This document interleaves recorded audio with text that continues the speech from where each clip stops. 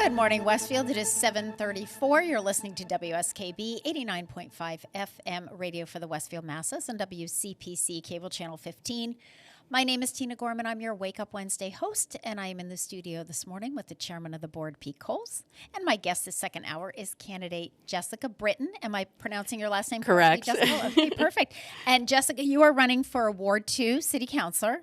Do I have that right? Actually, because of the way it was challenged this spring with the Attorney General's office, that I'm actually on the ballot twice. Okay, so you're running for both at large and Ward 2, is that correct? Okay, correct. All right. And you can do that. They said that we could do that. Okay, so welcome to the show. Thank you. This is going to be a great interview because I don't know anything about you. And so I love that because everything that I learn is new, and I'm going to guess that our viewers are kind of in the same boat. And the fact that you are running for not just Ward 2, but also at large means it's important for everybody. Oh, yeah. So, okay, awesome.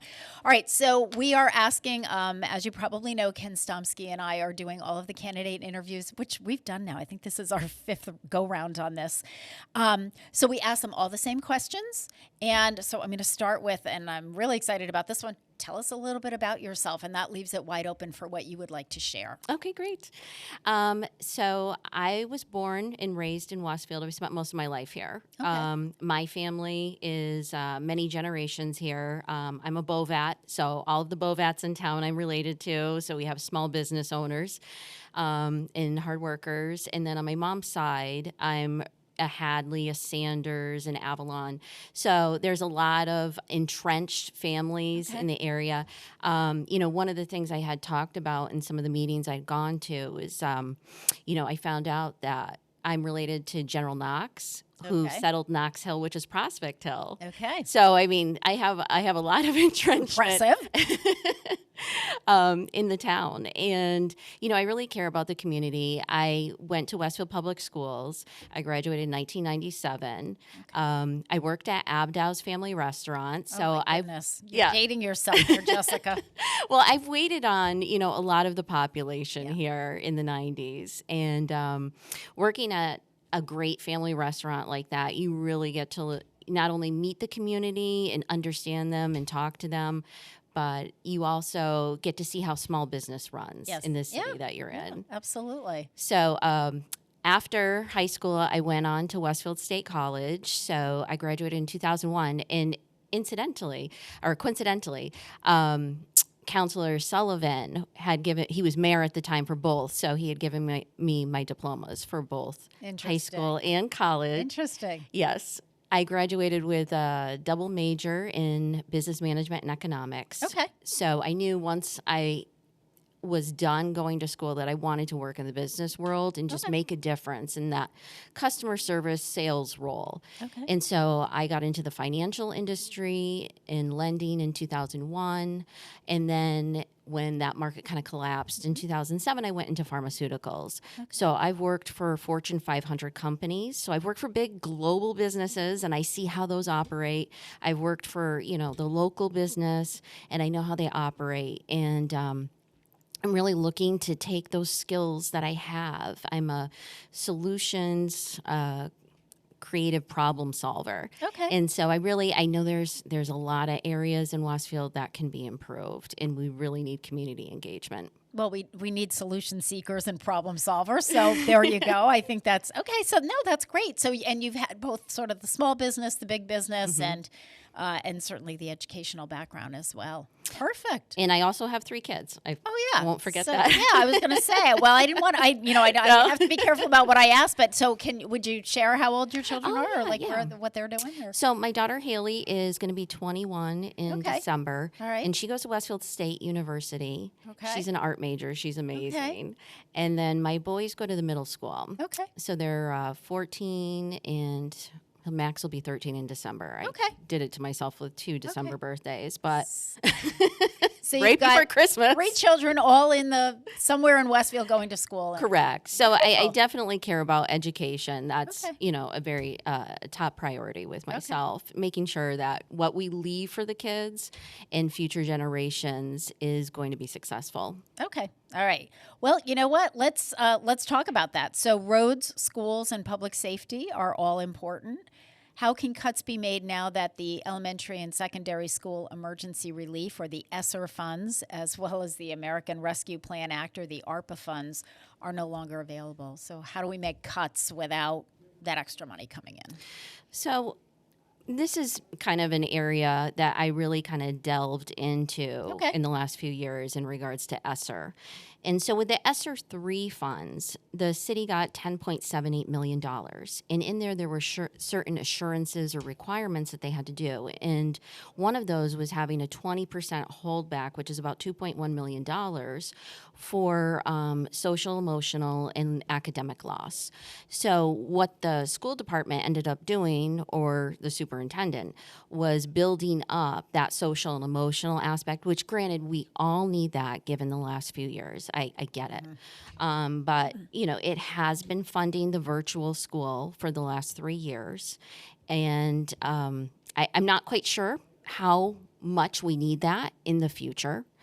And then we have a lot of different, like, social workers, psychologists, social, what was it called? They have a supervisor of counseling and SEL and EL. So the cuts are going to come from the school, definitely. I mean, they got those monies to implement those requirements. And so if the government's not going to give them money for those requirements, the cuts are definitely going to have to come there for sure. All right. Okay. Prioritize these.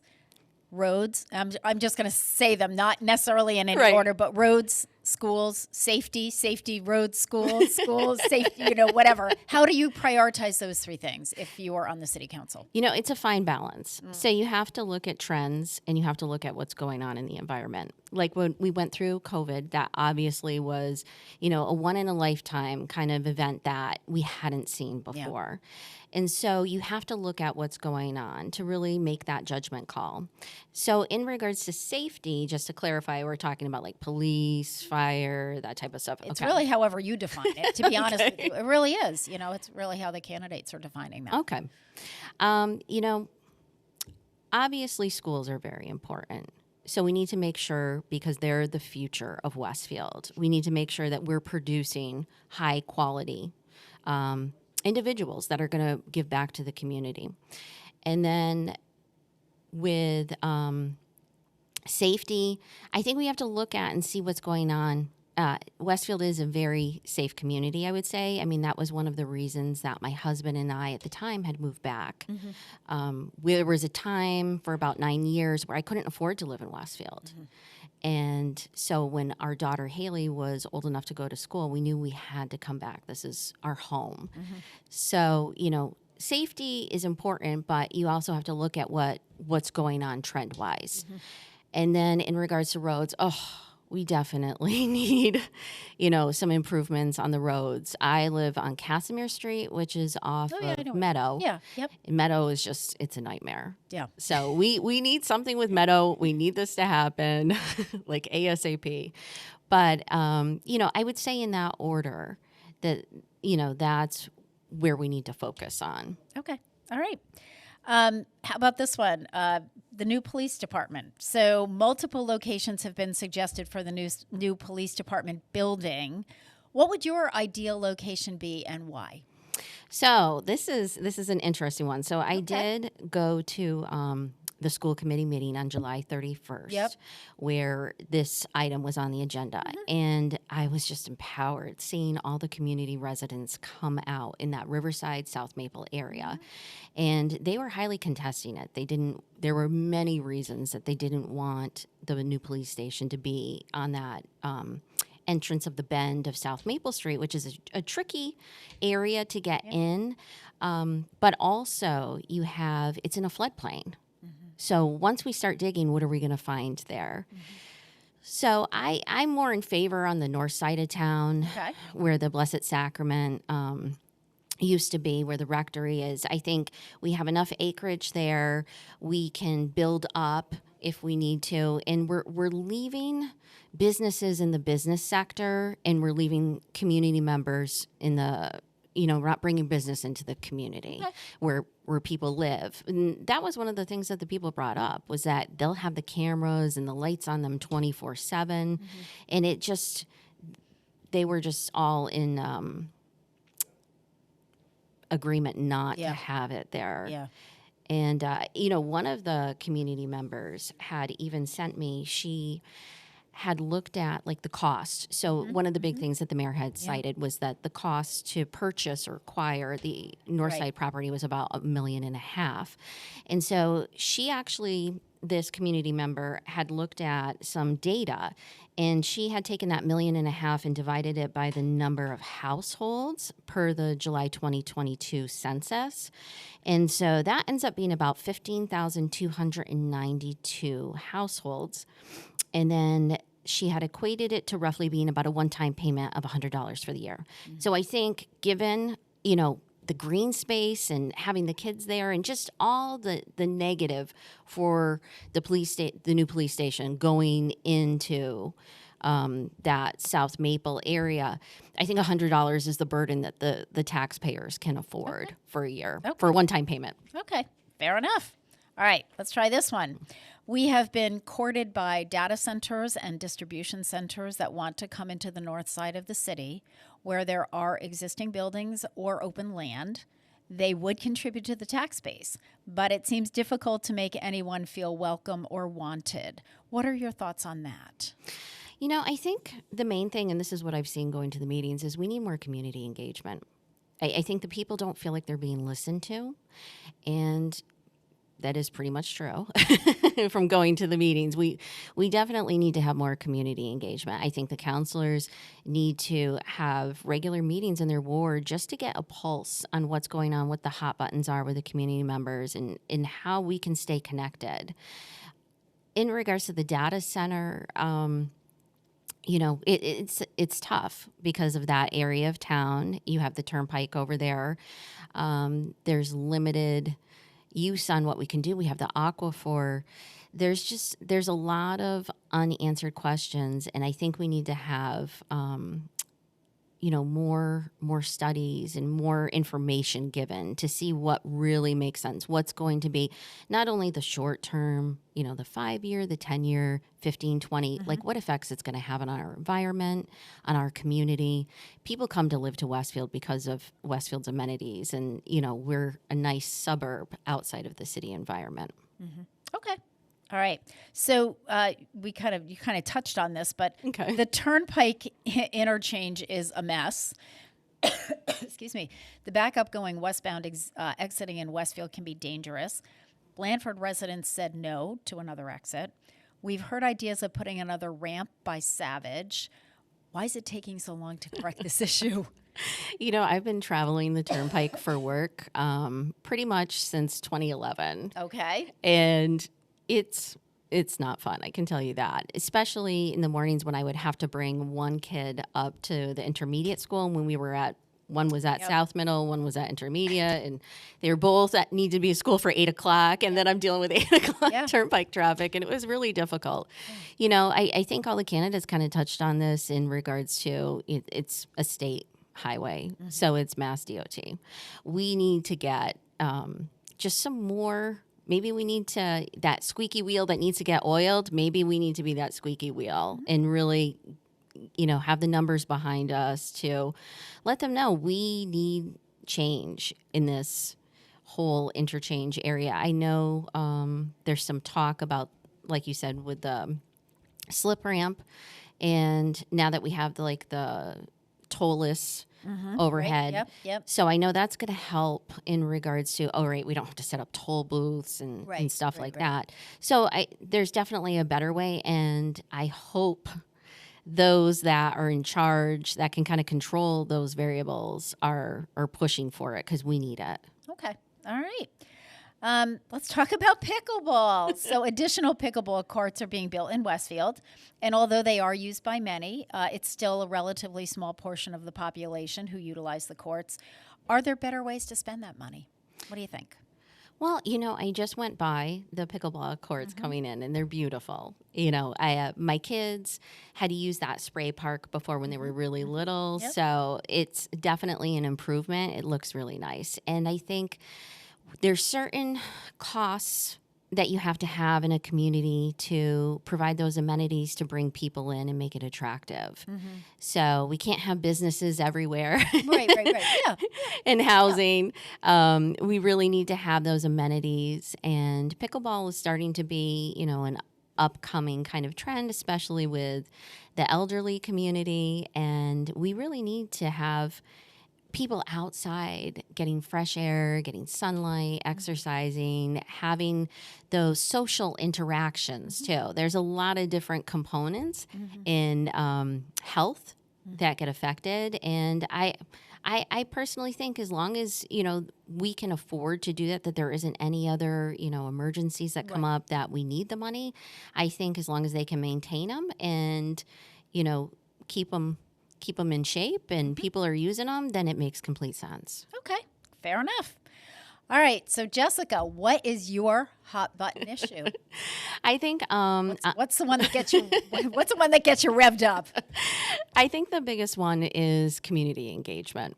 Okay, can you define that? Because you've used that term a couple of times. I'm not sure that our viewers know what your perspective is in terms of that term, community engagement. So explain what you mean by that. So with community engagement, I mean people that are active in the community, that are coming to the meetings, that are sharing, concerns that they have and changes that they want made.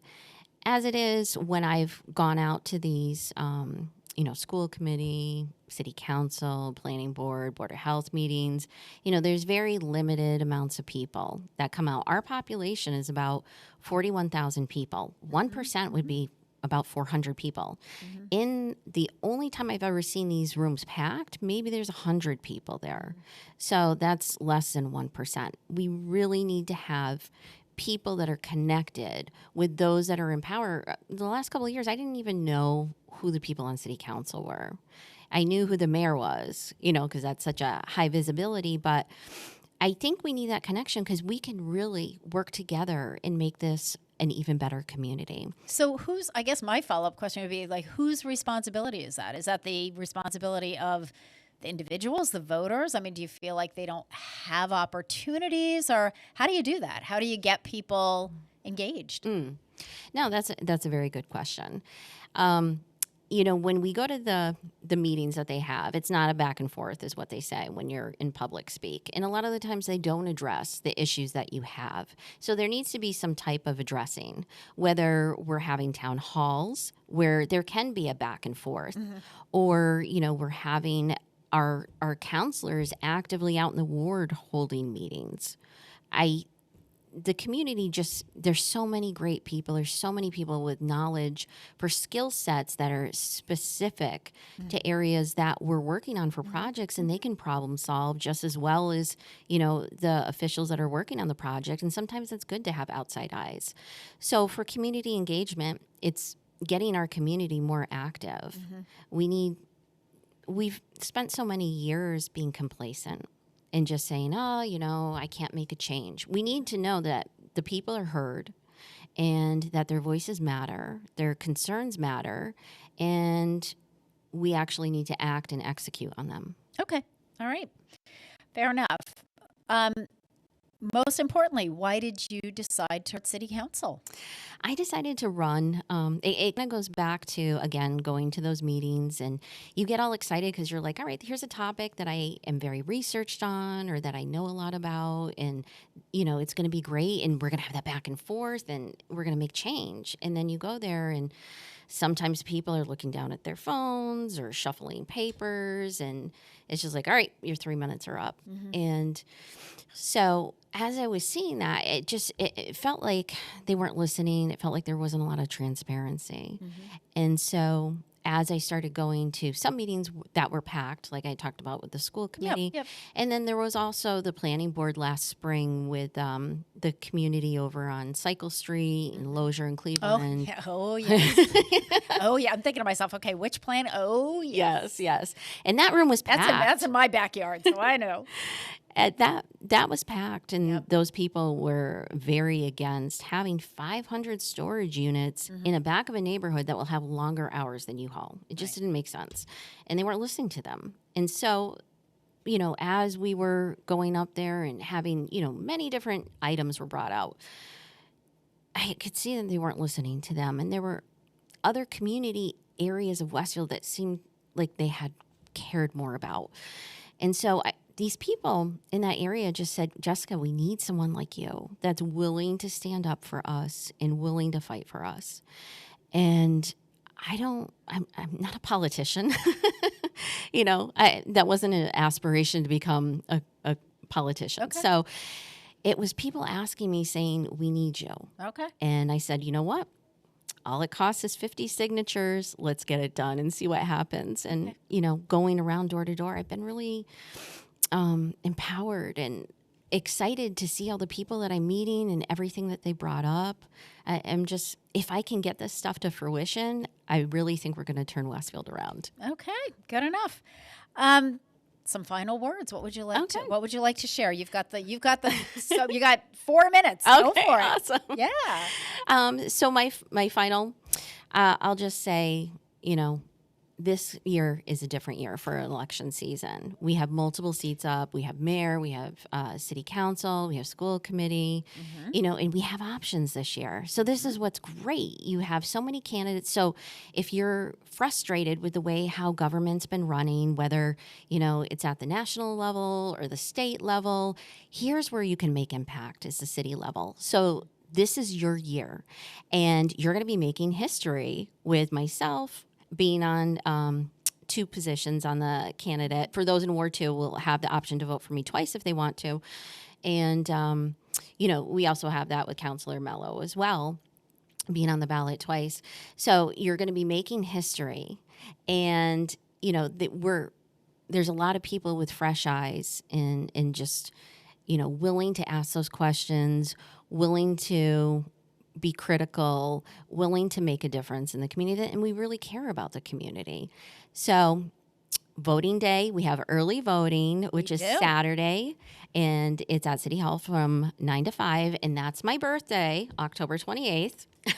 There you go. So if anyone's looking for a birthday present, I'll take little black bubbles. Little check mark there. Yeah. And we also have, obviously Election Day, November 7th. Yep. So, if everyone can just get out there and vote, and, we have a lot of great options. And next Wednesday, I'm going to be holding a meet and greet with Councilor Mello, myself, and Gabriella Michalishan, who's running for school committee. So feel free to come out. It's going to be at the Short Stop from 6 to 8, and we're going to have the opportunity for you guys to meet us and ask us questions, because I feel it's important that we work together. I've worked with each of them on different projects, and they're great. So I'm really excited to see what the future holds, and I'm excited for Westfield. Great. And as a reminder, you mentioned early voting. Election Day is Tuesday, November 7th. I do want to remind folks that the Ward 2 polling station is now, we're back to the Senior Center, which is where we were pre-COVID. Districts A and B are now back at the Senior Center. Polls are open from 7 to 7 on Election Day. And Saturday for early voting, 9 to 5? 9 to 5, I believe it's 9 to 5. So Jessica Britton, who is running for both at-large as well as Ward 2 City Councilor, and you're allowed to do that. So people can actually vote for you twice on the ballot. That was a little confusing for me, too. I didn't kind of realize that. So thank you for sharing. Thanks for, kind of offering your perspective. Get out there and vote, folks. One thing that Pete Coles and I have said is, typically you get massive people coming out when it's a presidential election. But really, it's as you pointed out, Jessica, it's really the local level. These are the people that you see in the grocery store. These are the people that you see when you go to the bank. These are the people that are going to, really change your everyday life right here in Westfield. So, Pete and I have been preaching forever. If you only want to vote in one election, do it in your local election. Correct. Because that's really where you're going to see the impact on your own personal lives. So thank you so much. Good luck you're with your welcome. candidacy. I will be back next week, and I'm still lining up my guests, so stay tuned. You're listening to WSKB 89.5 FM radio for the Westfield Masses and WCPC Cable Channel 15. Harry Rock is waiting in the wings for Rock on Westfield.